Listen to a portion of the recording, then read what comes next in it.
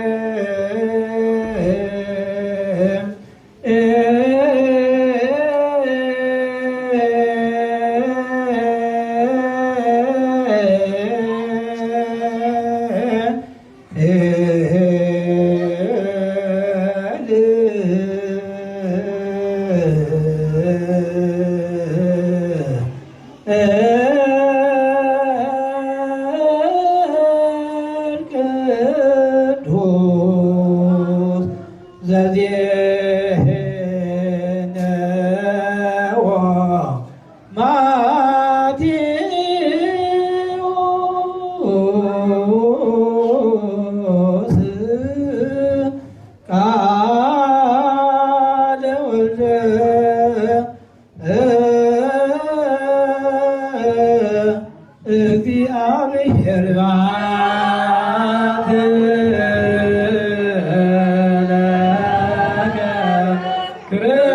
ክርስቶስ ወአምላኬ ሁሉ ጊዜ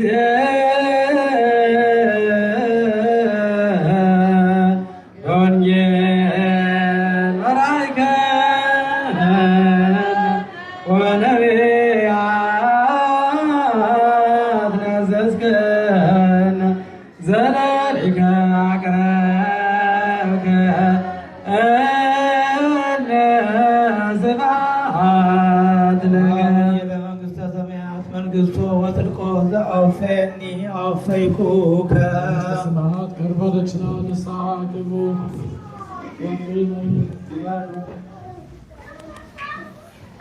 የማቴዎስ ወንጌል ምዕራፍ 25 ከቁጥር 14 እስመ ከመ ብእሲ ዘይነግድ ወፀዋዕ አግብርቲሁ ወአቡሙ ንዋዮ ይትገበሩ ቦቱ መንገድ እንደሄደ ሰው ነውና ብላቴኖቹን ጠርቶ ሊያተርፉበት ገንዘቡን ሰጣቸው። 5 መክሊት የሰጠው አለ፣ 2 የሰጠውም አለ፣ 1 የሰጠውም አለ። ከእነርሱ እያንዳንዱ በሚችሉት መጠን ሰጣቸውና ወዲያውኑ ሄደ። የ5 መክሊት የተቀበለውም ሄዶ ነግዶም ሌላ 5 መክሊት አተረፈ። እንዲሁም 2 የተቀበለውም ሌላ 2 አተረፈ። 1 መክሊት የተቀበለው ግን ሄዶ ምድርን ቆፈረና የጌታውን ወርቅ ቀበረ።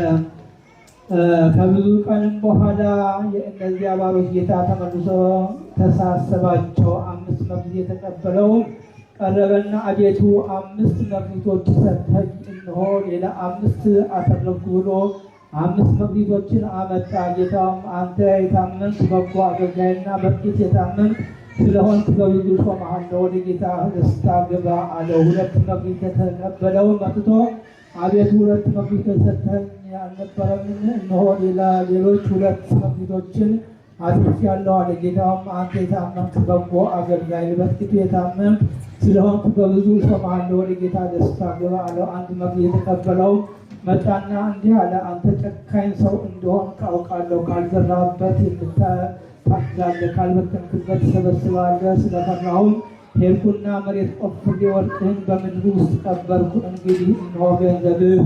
ጌታው መልሶ አለው፣ አንተ ክፉ ሰነፍ ባሪያ፣ እኔ ጨካኝ ሰው ካልዘራሁበት የማጭድ ካልበተንኩበት የምሰበስብ እንደሆን ታውቀኛለህን? ወርቄን ወደ እሳት